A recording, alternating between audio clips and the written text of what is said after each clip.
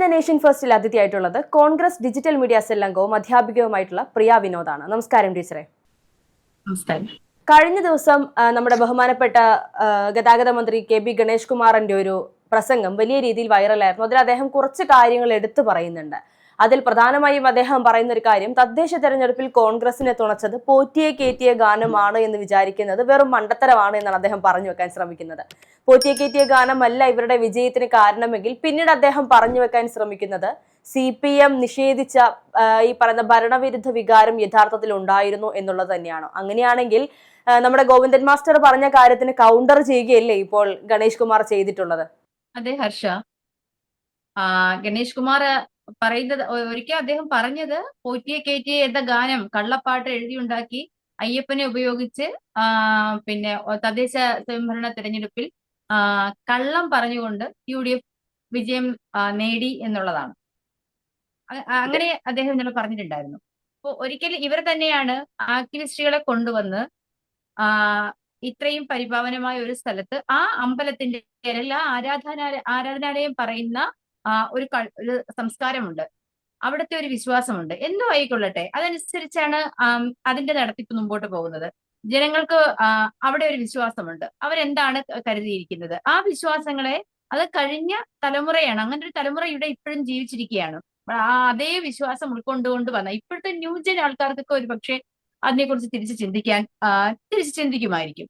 അപ്പൊ അന്നേ ചെയ്തു വച്ച് അലങ്കോലപ്പെടുത്തി ഒരു ബഹളം ഉണ്ടാക്കി വിശ്വാസികളുടെ നെഞ്ചിൽ തീ കോരിയിട്ടുകൊണ്ട് പിണറായി സർക്കാർ അയ്യപ്പനെതിരെ അല്ലെങ്കിൽ ശബരിമലയ്ക്കെതിരെ, ശബരിമലയുടെ വിശ്വാസങ്ങൾക്കെതിരെ പ്രവർത്തിച്ച ഒരു സർക്കാരാണ്.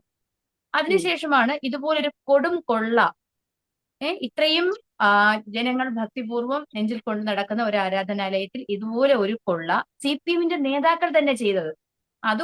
അതുകൊണ്ടുകൂടിയാണ് ഗണേശൻ അന്നേരം ആദ്യം അത് അദ്ദേഹം പറയുന്നത്. കാരണം CPM മുൻ MLA അല്ലെങ്കിൽ ഇപ്പോഴുമുള്ള ജില്ലാ കമ്മിറ്റി അംഗം, മുൻ ദേവസ്വം ബോർഡ് പ്രസിഡന്റുമാർ, ഇങ്ങനെ തുടങ്ങി CPM നേതാക്കൾ ജയിലിലായിരിക്കുന്ന ഈ ഒരു സന്ദർഭത്തിൽ തീർത്തും ഇത്രയും നാളുകളായി, അല്ലെ, 3 മാസത്തോളമായി ഇവരൊക്കെ ഇതിൽ കൃത്യമായ തെളിവുകളോടുകൂടി അല്ലെങ്കിൽ അതിന്റെ കൂടുതൽ തെളിവിന് വേണ്ടിയിട്ട് ഇവർ ജയിലിലായിട്ട് ആ ഒരു സമയത്താണ് അദ്ദേഹം ഇത് പറയുന്നത്.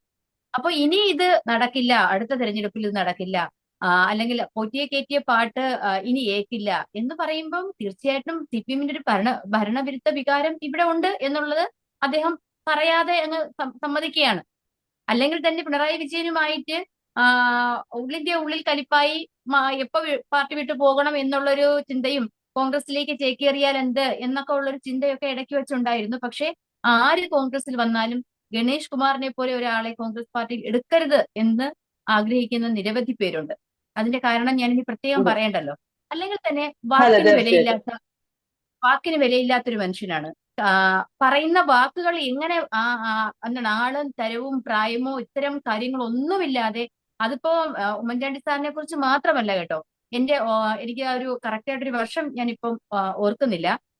കോൺഗ്രസിന്റെ ഭരണകാലത്ത് തന്നെ UDF അസോസിയേഷനുമായി ബന്ധപ്പെട്ട് പോലീസിന്റെ ഒരു SCP ക്യാമ്പില് ഒരു ഫംഗ്ഷന് വേണ്ടിയിട്ട് അവിടെ വന്നപ്പോൾ അദ്ദേഹം പ്രസംഗിച്ച സമയത്ത് അച്യുതാനന്ദനെ പോലെ ഒരാൾ, അദ്ദേഹം ഒരുപാട് സ്ത്രീവിരുദ്ധ പ്രസംഗങ്ങൾ നടത്തിയിട്ടുള്ള ഒരാളാണ് അച്യുതാനന്ദൻ, അതൊക്കെ ശരിയാണ്. അദ്ദേഹം മരണപ്പെട്ടു പോയി.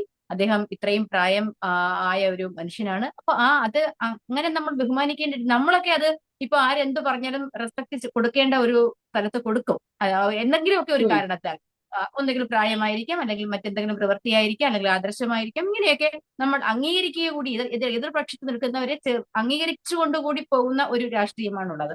അവിടെയാണ് കെ.ബി. ഗണേഷ് കുമാർ എന്ന് പറഞ്ഞൊരു മനുഷ്യൻ പറഞ്ഞത്. എനിക്കത് പറയാൻ പോലും അറപ്പുളവാക്കുന്ന ഒരു കാര്യമാണ്.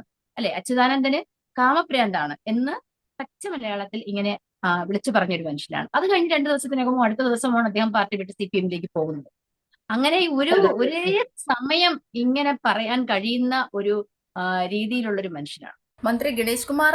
പറഞ്ഞതിൽ ഒരു കാര്യം കൂടി ചേർത്ത് പറയുകയാണ്.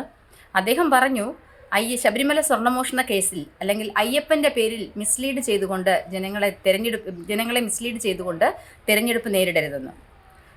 കഴിഞ്ഞ തവണ 1ാം പിണറായി സർക്കാരിന് ഭരണം കിട്ടുന്നത് എങ്ങനെയാണ്?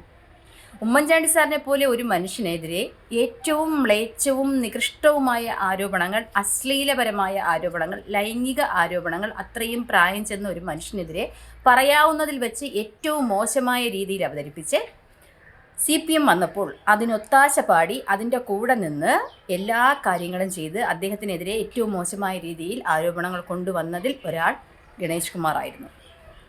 എന്നിട്ട് എന്ത് സംഭവിച്ചു? ഗണേഷ് കുമാറിന് MLA ആയിരിക്കാം, മന്ത്രിയായിരിക്കാം, പക്ഷേ സ്വന്തം അച്ഛൻ പോലും അദ്ദേഹത്തിന് തള്ളിപ്പറയുന്നൊരവസ്ഥയുണ്ടായിരുന്നു.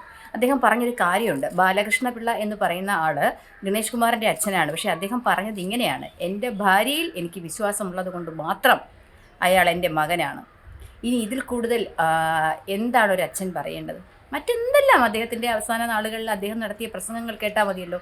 സ്വന്തം അച്ഛൻ ഇത്രയും മോശമായി ഇങ്ങനെ പൊതുസമൂഹത്തിൽ നിൽക്കുന്ന ഒരു മകനെക്കുറിച്ച് പരസ്യമായി ചാനലിൽ വന്നിരുന്ന് പറയണമെങ്കിൽ എത്രത്തോളം നികൃഷ്ടനായ ഒരു മനുഷ്യനാണ്, നീചനായ ഒരു മനുഷ്യനാണ്, ഒരു കൊള്ളരുതാത്ത ഒരുത്തരാണ്, യാതൊരു മൂല്യങ്ങളും ഇല്ലാത്ത ഒരാളാണ് ഗണേഷ് കുമാർ. അതെ, ഇപ്പോൾ ടീച്ചർ സൂചിപ്പിച്ചതുപോലെ തന്നെ VS അച്യുതാനന്ദനെതിരെ വളരെ മോശം പരാമർശം നടത്തി നിന്ന നിൽപ്പിൽ കാലുമാറി ഒരേ സമയം CPM-ലെ മുതിർന്ന നേതാവ് VS അച്യുതാനന്ദനെതിരെയും അതേസമയം കോൺഗ്രസിന്റെ മുതിർന്ന നേതാവ് ഉമ്മൻചാണ്ടിയുടെ പിന്നിൽ നിന്ന് കുത്തിക്കൊണ്ട് CPM-ലേക്ക് ചേക്കേറുന്ന ഒരു കാഴ്ച നമ്മൾ കണ്ടിരുന്നു. ഇതേ ഗണേഷ് കുമാറാണ് ഇപ്പോൾ ബിന്ദു കൃഷ്ണ നിലപാട് മാറ്റിയതിനെ കുറിച്ച് വിവാദമാക്കിക്കൊണ്ടിരിക്കുന്നത്.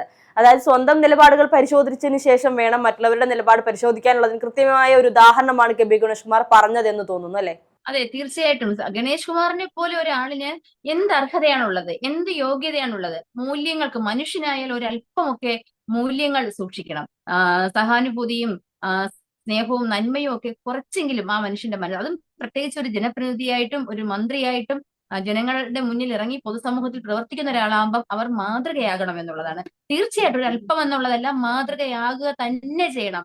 എന്തൊക്കെ നെഗറ്റീവ്സ് ഇല്ലാത്ത മനുഷ്യർ കാണത്തില്ല. പക്ഷെ സ്വന്തം നെഗറ്റീവുകൾ തിരിച്ചറിയാനും ആ നെഗറ്റീവിനെ എങ്ങനെ പരിഹരിക്കാം, ഞാൻ അത് എങ്ങനെ ചെയ്യാതിരിക്കാം, അതിനു വേണ്ടി ഒരുപാട് പ്രയത്നിക്കുകയും എത്ര പ്രയത്നിച്ചാലും ആ ഒരു അറ്റംപ്റ്റിലേക്ക് എത്തുക തന്നെ വേണം. അങ്ങനെ ചെയ്യേണ്ട ഒരു മനുഷ്യൻ സ്വന്തം കുടുംബത്തിൽ നിന്ന് തന്നെ നോക്കൂ. നമ്മളൊക്കെ ഒരു രാത്രി കണ്ടുകൊണ്ടിരുന്നതാണ്. നിങ്ങളൊക്കെ ഒരുപക്ഷെ ഓർക്കുന്നത്, നിങ്ങൾ ചെറിയ കുട്ടികളായിരുന്നിരിക്കണം. നമ്മൾ ആ രാഖി രാമായണം നമ്മൾ കാണുന്നതാണ്. അദ്ദേഹത്തിന്റെ ഫോട്ടോസ് നമ്മുടെ കയ്യിലുണ്ട്, അല്ലെ? ഭാര്യ ഇടിച്ചതാണെന്ന് പറയുന്നു, അടിച്ചതാണെന്ന് പറയുന്നു, വേറെ ഒരു സ്ത്രീയുടെ ഹസ്ബൻഡ് വന്ന് അടി കൊടുത്തതാണെന്ന് പറയുന്നു. എന്തായാലും മൂക്കിലൂടെ ചോര ഒളിപ്പിച്ച് 2 കവിൾത്തടവും ആപ്പിള് പോലെ ഇടിച്ച് ചതഞ്ഞ് പിന്നെ വികൃതമായ രൂപത്തിൽ ഫോട്ടോകൾ അടുത്ത ദിവസം പത്രങ്ങളിലും ചാനലുകളിലും എല്ലാം ആ സമയം പ്രത്യക്ഷപ്പെട്ടതാണ്. മ്യൂസിയം സ്റ്റേഷനിൽ പരാതി വരുന്നത്, ഇതെല്ലാം നമ്മൾ ഡയറക്റ്റ് ചാനലിൽ കണ്ടുകൊണ്ടിരിക്കുന്നതാണ്. അദ്ദേഹത്തിന്റെ ഭാര്യ അമ്നി തങ്കച്ചി പറയുന്ന കാര്യങ്ങളുണ്ട്. 16 വർഷങ്ങൾ ഒരു സ്ത്രീ പീഡിപ്പിക്കപ്പെട്ടത്. ഒരു ഭാര്യയായിരുന്നു, അവരൊരു അമ്മയായിരുന്നു, അവരൊരു ഡോക്ടറാണല്ലേ. ഇത്രയും വിദ്യാഭ്യാസവും പൊതുസമൂഹത്തിൽ അറിയപ്പെടുന്നവരുമായ ബോൾഡായ ഒരു സ്ത്രീക്ക് പോലും സ്വന്തം മക്കൾക്ക് വേണ്ടി, അല്ലെങ്കിൽ മക്കളെ കുടുംബത്തിന്റെ ഭദ്രതയ്ക്ക് വേണ്ടി ഇയാളുടെ അശ്ലീല ബന്ധങ്ങൾ, അവിഹിത ബന്ധങ്ങൾ, നിരവധി ബന്ധങ്ങൾ കണ്ടിട്ടും അത് സഹിച്ച് മുമ്പോട്ട് പോകേണ്ടി വന്നു. അങ്ങനെ അതിന്റെ ആവശ്യമില്ലല്ലോ എന്നൊക്കെ നമ്മൾ പറയും. പക്ഷെ കുടുംബമാണ്, പല സാഹചര്യങ്ങളും കാണും, പല രീതിയിലൂടെയും സ്ത്രീകൾക്ക് കടന്നു പോകേണ്ടി വരും. ഇങ്ങനെ മക്കളെ നോക്കാത്തെ, ഭാര്യയെ നോക്കാത്തെ, ഉത്തരവാദിത്വമില്ലാത്ത ഒരു മനുഷ്യനാകുമ്പോൾ തീർച്ചയായിട്ടും ആ കുടുംബത്തിനകത്ത് ആ സ്ത്രീ അനുഭവിച്ച ഒരു ദുരിതമുണ്ട്, ആ കുട്ടികൾ അനുഭവിച്ച ഒരു ദുരിതമുണ്ട്. ഇതിനൊക്കെ മറുപടി പറയാൻ എങ്ങനെ കഴിയും KB ഗണേഷ് കുമാറിന്? അങ്ങനെ ഒരു ഇത്തരത്തിൽ ബാക്ക്ഗ്രൗണ്ട് ഉള്ള ഒരു സത്യത്തിൽ ജനപ്രതിനിധികളായിരിക്കാനോ അല്ലെങ്കിൽ ഇത്തരം മന്ത്രിസ്ഥാനങ്ങൾ അലങ്കരിക്കാനോ പാടില്ല എന്ന് തന്നെയാണ് എനിക്ക് പറയാനുള്ളത്. അതുകൊണ്ട് തന്നെ അദ്ദേഹത്തിന് മറ്റുള്ളവർ ചെറിയ ചെറിയ കാര്യങ്ങൾ എന്തെങ്കിലും ഒന്ന് പറയുമ്പോഴോ, ഇപ്പൊ അദ്ദേഹം പറയുന്ന 50 വയസ്സ് കഴിയുന്ന സ്ത്രീക്ക് ശബരിമല പോകാം, അല്ലെങ്കിൽ അർത്ഥവിരാമം കഴിഞ്ഞ് 2 വർഷം കഴിഞ്ഞാൽ 50 വയസ്സും കഴിഞ്ഞാൽ പോകാം. അപ്പൊ ഞാനും പോകുമായിരിക്കും. ആ വിശ്വാസം അവിടെ എന്താണോ ആചാരത്തിൽ പറയുന്നത് അതനുസരിച്ച് നമുക്ക് ചെയ്യാൻ സാധിക്കും. അതെ, അതുപോലെ തന്നെ അദ്ദേഹം പറഞ്ഞ മറ്റൊരു കാര്യം, ആന്ധ്രാപ്രദേശിൽ നിന്നും മറ്റോ വന്ന ഒരു ഭക്തി, അതായത് അയ്യപ്പന്മാരടങ്ങുന്ന ഒരു വണ്ടിയിൽ ഇത്തരത്തിൽ പോറ്റിയ കയറ്റിയ ഗാനം ആലപിച്ചുകൊണ്ട് പോകുന്നൊരു സാഹചര്യം, അല്ലെങ്കിൽ സ്പീക്കറിൽ ഈ ഒരു പാട്ടിട്ട് പോകുന്നൊരു സാഹചര്യം, ഇത് പ്രതിപക്ഷം യഥാർത്ഥത്തിൽ ഈ പറഞ്ഞ അയ്യപ്പ ഭക്തന്മാരെ മാനിപ്പുലേറ്റ് ചെയ്യുകയാണ്. അയ്യപ്പനെ വിൽക്കുന്നവരോട് അയ്യപ്പൻ കൃത്യമായി ചോദ്യം ചെയ്തിരിക്കും എന്ന് അദ്ദേഹം എടുത്തു പറയുന്നുണ്ട്.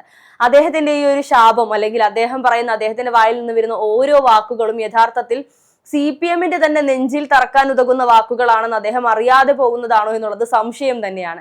ഈ പറയുന്നത് പോലെ പ്രതിപക്ഷ നേതാവ് വന്നു നിന്നുകൊണ്ട് ആന്ധ്രാപ്രദേശിലെ വണ്ടിയിൽ പാട്ട് വെച്ചു കൊടുത്തതുപോലെയാണ് അദ്ദേഹത്തിന്റെ ഓരോ പ്രസ്താവനയും. യഥാർത്ഥത്തിൽ ആ ഒരു ഭക്തിഗാനം അത് കൃത്യമായി ഭക്തിഗാനമാണോ അല്ലെങ്കിൽ അവർക്കെതിരെ തന്നെയുള്ള ഒളിയമ്പാണോ എന്നുള്ളത് CPM-നും പൊതുജനങ്ങൾക്കും, അത് കേരളത്തിൽ മാത്രമല്ല കേരളത്തിന് പുറത്തുള്ളവർക്ക് പോലും അറിയാമെന്നുള്ളതല്ലേ വസ്തുത. ഇനി സ്വയം ന്യായീകരിച്ചത് കൊണ്ട് എന്തെങ്കിലും കാര്യമുണ്ടോ? ഒന്നുമില്ല. ഇത് ഗണേഷ് കുമാറിൻ എന്ന് പറഞ്ഞാൽ ഇപ്പൊ പാർട്ടിയുമായി കുറച്ച് തെറ്റി നിൽക്കുന്ന ഒരു സാഹചര്യത്തിലാണ്. അവർക്ക് ഇടയിൽ ആഭ്യന്തര പ്രശ്നങ്ങളുണ്ട്. അപ്പൊ അതുകൊണ്ട് തന്നെ ഗണേഷ് കുമാർ ഇലക്ഷൻ ആയപ്പോൾ ഇങ്ങനെയൊക്കെ വന്ന് പറയുന്നത് മറ്റേ ബൂമറാങ് പോലെ കറങ്ങിത്തിരിഞ്ഞത് അവർക്ക് തന്നെ ഒന്ന് ചെന്ന് കൊള്ളുന്ന ഒരു അവസ്ഥയാണ്. അയ്യപ്പനെ വിറ്റ് വോട്ട് പിടിക്കരുത് എന്ന് പറയുമ്പോൾ അയ്യപ്പനെ തന്നെ മോഷ്ടിച്ചു കൊണ്ടുപോയി അയ്യപ്പൻ ഇരിക്കുന്ന ഇരിപ്പിടം അല്ലെങ്കിൽ ആ ഭാഗം മുഴുവൻ ആ ശബരിമല ഒന്നോടെ കൊള്ളയടിച്ചു കൊണ്ട് പോയത് ആരാണ്? CPM-കാരല്ലേ? അത് പറയാതെ അങ്ങ് പറയുകയല്ലേ കോൺഗ്രസ് പ്രതിപക്ഷം എന്ന് പറയുമ്പോഴേക്കും. അപ്പൊ അത് തന്നെയാണ് അദ്ദേഹം പറയുന്നത്. അയ്യപ്പനെ വിറ്റും അയ്യപ്പനെ മോഷ്ടിച്ചും അയ്യപ്പനെ വെച്ച് കഥകൾ ഉണ്ടാക്കിയും നിങ്ങൾ ഇലക്ഷനെ നേരിടരുത് എന്ന് തന്നെയാണ് പറയുന്നത്. അയ്യപ്പനെ കൊണ്ടുപോയി. അങ്ങനെയാണെങ്കിൽ പാർട്ടിയുടെ ജില്ലാ കമ്മിറ്റി അംഗം പത്മകുമാറിനെ എന്തുകൊണ്ട് പുറത്താക്കുന്നില്ല? അദ്ദേഹം ഇത്രയും ദിവസം 3 മാസമായി ജയിലിൽ കിടക്കുകയാണ്. അത് തന്നെയല്ലേ ഗണേഷ് കുമാർ ചോദിക്കുന്നത്? അയ്യപ്പനെ വെച്ച് കളിക്കരുത്. അയ്യപ്പ കോപം, അയ്യപ്പ സംഗമം നടത്തി. എന്തിനായിരുന്നു പിണറായി വിജയൻ അയ്യപ്പ സംഗമം നടത്തിയത്? ഇത്രയും സ്വർണവും ഇത്രയും ഭീകരമായ ഒരു കൊള്ള വിശ്വാസികളുടെ നെഞ്ച് പിളർന്നുകൊണ്ട്, കേരളത്തിലെ മുഴുവൻ വിശ്വാസികളുടെയും നെഞ്ച് പിളർന്നുകൊണ്ട്, ജാതി മതത്തിനൊക്കെ അപ്പുറം ശബരിമലയോടൊരു വിശ്വാസം എല്ലാ ജനങ്ങൾക്കും ഉണ്ട്. ആ വിശ്വാസത്തെ തകർത്തുകൊണ്ടാണ് പിണറായി വിജയൻ കുടുംബത്തോടുകൂടി അല്ലെങ്കിൽ അദ്ദേഹത്തിന്റെ പാർട്ടി, ആ പിണറായിസം എന്ന് പറയുന്ന പാർട്ടി ഇവിടെ വളർന്നപ്പോൾ ഇത്തരം ഒരു കൊള്ള, അതിഭീകരമായ, കേരളം അല്ലെങ്കിൽ ഇന്ത്യ കണ്ടിട്ടുള്ളതിൽ വെച്ച് ഏറ്റവും വലിയ കൊള്ള എന്ന് പറയേണ്ടി വരും. ഇതുപോലൊരു ആരാധനാലയത്തിലെ മുഴുവൻ സ്വർണം, ദ്വാരപാലക ശില്പങ്ങളായാലും കട്ടിളപ്പാളികളായാലും സ്വർണം പൂശിയിരിക്കുന്നതായാലും എല്ലാം എടുത്തുകൊണ്ട് പോയത്, എല്ലാത്തിൽ നിന്നുമുള്ള സ്വർണം മാറ്റിയത്. അന്നേരം അത് തന്നെയാണ് ഗണേഷ് കുമാർ വിളിച്ചു പറയുന്നത്. പിന്നെ ഗാനം, ആ ഗാനം ജനങ്ങളങ്ങ് ഏറ്റെടുത്തന്നേ. നമ്മൾ ആരെങ്കിലും പോയി പറഞ്ഞത് ഏതൊരു ഈ സഖാക്കൾ തന്നെ അറിയാതെ മൂളി പോകുന്നതല്ലേ. എനിക്ക് എത്രയോ പേരുടെ സഖാക്കളുടെ വീട്ടിലെ കുട്ടികൾ ഈ പാട്ട് പാടുന്നത് ഞാൻ കേട്ടിട്ടുണ്ട്. നമ്മളെല്ലാവരും കേട്ടിട്ടുണ്ട്. എത്രയോ സോഷ്യൽ മീഡിയയിൽ ഇത് വരുന്നുണ്ട്. നമുക്ക് ഒരു സമയത്ത് എങ്ങോട്ടും തുറക്കാൻ വയ്യാത്തൊരവസ്ഥയായി പോയി. ഫുൾ ഈ പാട്ട്, ഇതിന്റെ തന്നെ പല രൂപത്തിലുള്ള, പല ഭാവത്തിലുള്ള, പല ഈണത്തിൽ, പല രാഗത്തിലൊക്കെ ഈ വരികൾ പാടിക്കഴിഞ്ഞതാണ് കേരളം. അത് പാടിക്കൊണ്ടേയിരിക്കുന്നു, ഇനിയും പാടും. അതിപ്പോ ഈ നിയമസഭാ തെരഞ്ഞെടുപ്പിനല്ല, ഇത് കഴിഞ്ഞാലും ഇനി കേരളമുള്ള നാൾ വരെയും, വിശ്വാസികൾ ഇവിടെ ഉള്ള നാൾ വരെയും ശബരിമലയിലെ ഈ കൊള്ള ഒരിക്കലും ജനങ്ങൾ മാപ്പ് കൊടുക്കില്ല. അതുകൊണ്ട് ഗണേഷ് കുമാർ പറഞ്ഞതുപോലെ തന്നെ പിണറായി വിജയനോട് പറയാനുള്ളത്, അല്ലെങ്കിൽ CPM-നോട് പറയാനുള്ളത്, അയ്യപ്പനെ വിറ്റ് കാശാക്കരുത്, അയ്യപ്പനെ വെച്ച് കഥകൾ ഉണ്ടാക്കി വോട്ട് പിടിക്കാൻ നോക്കരുത്, അയ്യപ്പനെ മൊത്തത്തിൽ മോഷ്ടിച്ചു കൊണ്ടുപോയി, അയ്യപ്പനെ ശബരിമലയിൽ നിന്നും കൊണ്ടുപോയി ശബരിമല പോലെ ഒരു ആരാധനാലയത്തെ ഇല്ലാതാക്കിക്കൊണ്ട് കേരളത്തിൽ പിണറായിസം വളർത്താൻ നോക്കണ്ട. അത് ജനങ്ങൾ ഒരിക്കലും സമ്മതിച്ചു തരികയും. അതെ, തീർച്ചയായിട്ടും. അതുപോലെ തന്നെ ഈ പറയുന്നത് പോലെ അയ്യപ്പനെ തൊട്ടവരെല്ലാവരും വിവരമറിയുമെന്ന് അദ്ദേഹം പറയുമ്പോൾ അതൊരു കൃത്യമായി CPM-ന് ഒരു മുൻകരുതലുകളാണ് എന്ന് തോന്നുന്നു ഗണേഷ് കുമാർ നൽകുന്നത്. നിങ്ങൾ തന്നെ സൂക്ഷിക്കണം, അല്ലെങ്കിൽ നമ്മൾ തന്നെ സൂക്ഷിക്കണം. നമ്മൾ അയ്യപ്പനെ തൊട്ടിട്ടുണ്ടെങ്കിൽ അത് നമുക്ക് തന്നെ പാരയാകും. വരുന്ന നിയമസഭാ തെരഞ്ഞെടുപ്പിൽ CPM-നെ ഇന്ന് പുതിയുഗ യാത്ര തുടങ്ങുകയാണ് വി ഡി സതീശന്റെ നേതൃത്വത്തിൽ.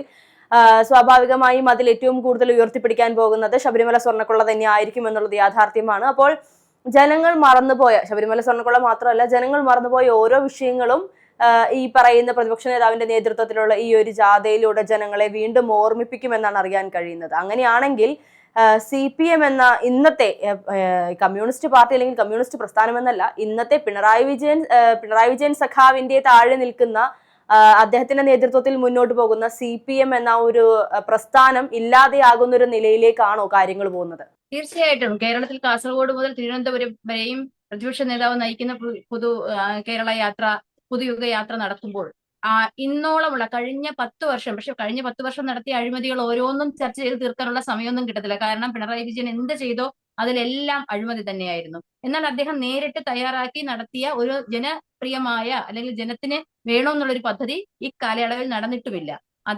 ഉണ്ടായിരുന്ന പദ്ധതികളെല്ലാം നമ്മൾ കണ്ടതാണ്. സ്വർണ്ണക്കടത്തായാലും ശരി, ലൈഫ് മിഷൻ ആയാലും ശരി, കോവിഡിന്റെ സമയത്തും ജനങ്ങളുടെ ജീവനും ശ്വാസവും വരെ വിറ്റ് അഴിമതി കാണിച്ച് ജനങ്ങളെ ദ്രോഹിച്ച ഒരു സർക്കാരാണുള്ളത്.